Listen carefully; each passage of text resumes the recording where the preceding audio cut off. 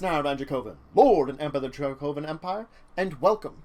It is time to continue our discussion on Hunter the Reckoning in the World of Darkness. Of course, when we previously left off, we had finished talking about character creation, of all the details that you'd have to go over, everything you'd have to do to build your character appropriately as your Hunter character. In this episode, we're going to kind of take some of the things that we had been talking about and go into more details. We're going to talk about your nature and demeanor a little bit more, your attributes, and your abilities. So really today, the important things we're going to be diving into is going into more details about a number of the traits and stuff we talked about when we were talking about character creation. We did go into a little bit there, but we should kind of hint on these things a little bit more. I'm indeed mimicking the way that most World of Darkness books do this, that they bring in the concepts of things like nature, demeanor, attributes, abilities, before they go into depths about what your options are for these. So let's just start with in-depths of nature and demeanor first, because these are the parts of the personality archetypes about your character that tend to hit into stuff that is defined in the book rather than something like the concept, which is something you come up with on your own. The idea of the nature and demeanor is based around your personality, that everybody, every day, everywhere, plays some kind of role. You have a personality. Your personality is not very cut and dry. There's multiple layers to it. And the idea of, with hunters in particular, is that there's a nature and a demeanor which corresponds to how you interact with the world. Your nature is your true self, of course. It's your innermost being. It's who you are truly, and you try to hide it from the world, especially from the more dangerous world, with a demeanor, because you're not leaving yourself vulnerable, because your true nature might leave yourself vulnerable in a way, and then you use the demeanor to face the world. And in the imbued, this is mostly where it's strikingly and dramatic. You use your demeanor to kind of hide yourself. It's your semblance of your normal life. It's the semblance of existence that might be you going against an existence which is maddening. And it is a little bit of a schizophrenic existence, that your true nature would be the deadly killer that goes after monsters, while your demeanor is your everyday average Joe Schmo that lives a life that is kind of hidden. Now, of course, this doesn't mean that people don't have the nature and demeanor the same. Even amongst the imbued, they do. Those are those that completely throw themselves into the hunt and oftentimes lose their human lives. They let them deteriorate, let them fall apart, and lose those around them. They kind of become the hunter, as you would. And all those signs of liabilities that were their mortal life, were their life before they were imbued, I should really say, are left behind. Granted, you could have something that doesn't fit within these archetypes if you could come up with something, and you'd work with your storyteller to do those, because these lines can blur.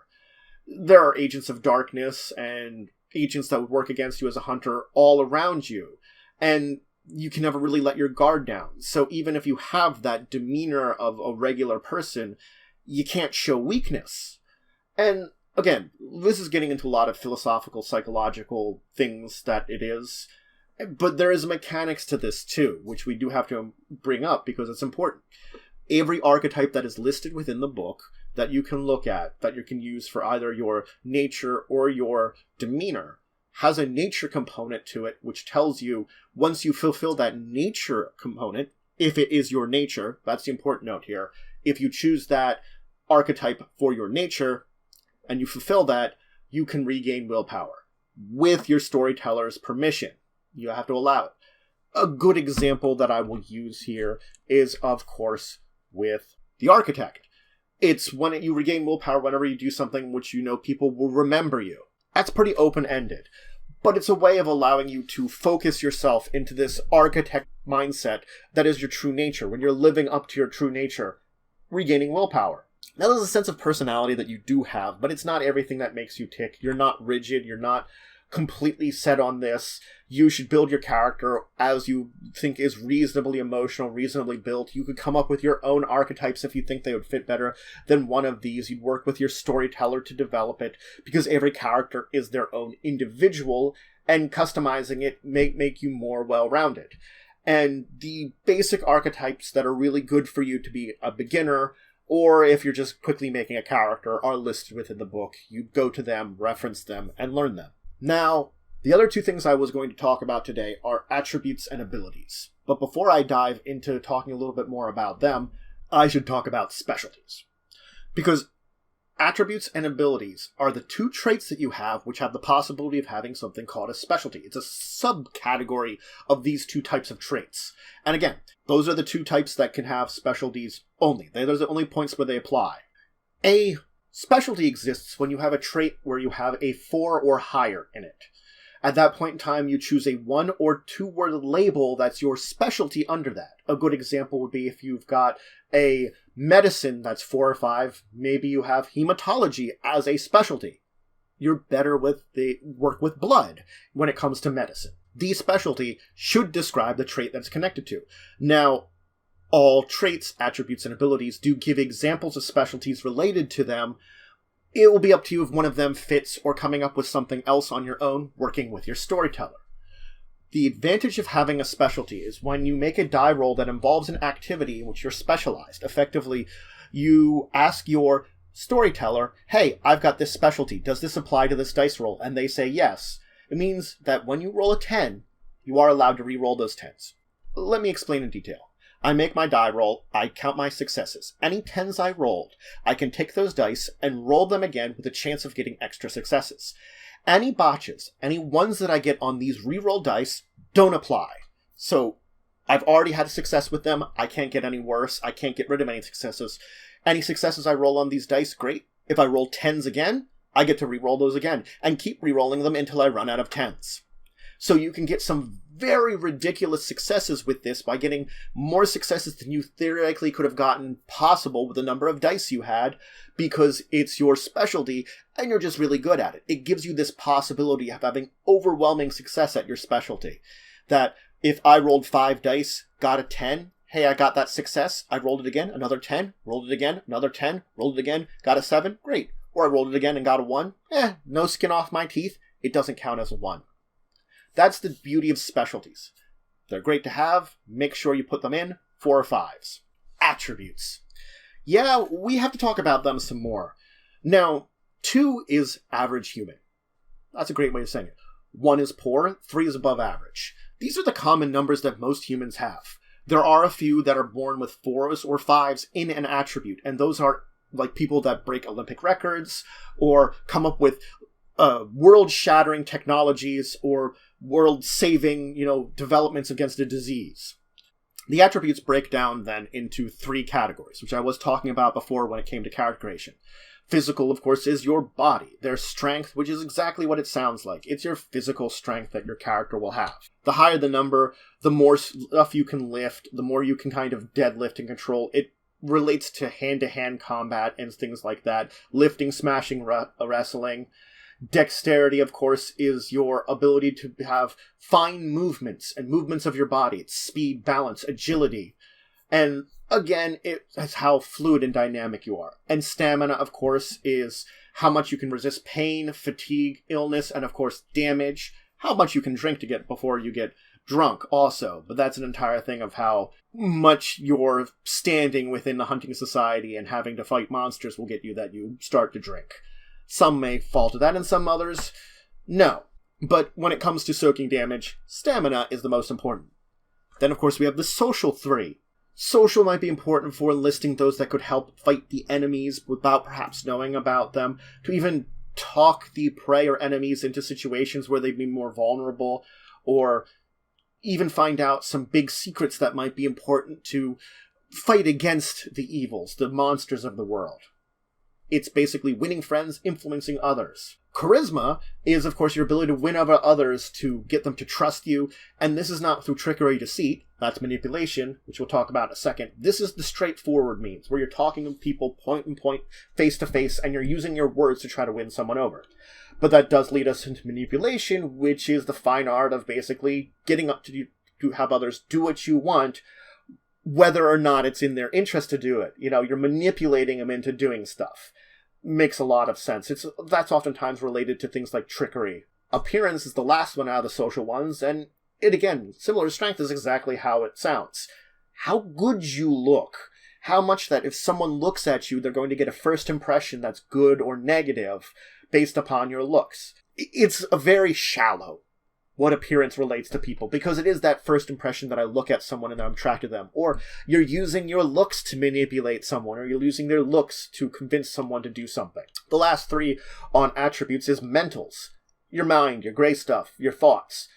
This you have perception, which is how sensitive you are to noticing things around you within environments, and the environment stimuli, how well you can hear things, touch things, and feel them, taste things, see things. Your five senses relate to your perception. Intelligence kind of breaks down into several aspects of it. It's critical thinking, creativity, problem solving, memory.